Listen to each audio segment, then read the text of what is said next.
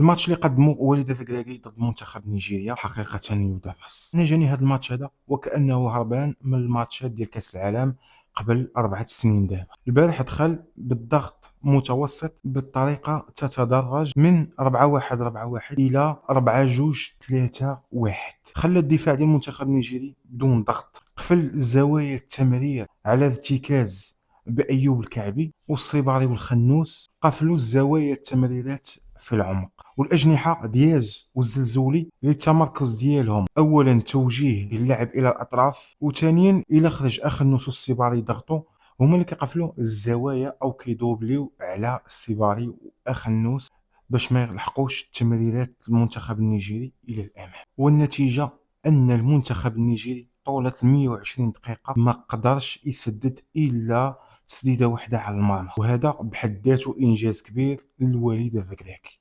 ونزيدكم ان المنتخب النيجيري ما قدرش يلمس الا 11 مره في الكارديزويت او في منطقه العمليات لياسين بونو الا 11 مره. وما تنسوش ان المنتخب النيجيري اقوى هجوم كاين في البطوله ب 14 هدف. الهجوم ديال المنتخب النيجيري كان حاضر غائب امام تكتيك مرعب للاعبين المنتخب المغربي الموجه من المدرب المنتخب المغربي السي وليد الركراكي. وليد الركراكي كيثبت لنا انه المدرب الاول والافضل لمواجهه المنتخبات الصف الاول. تاهل مستحق الى النهائي للمنتخب المغربي.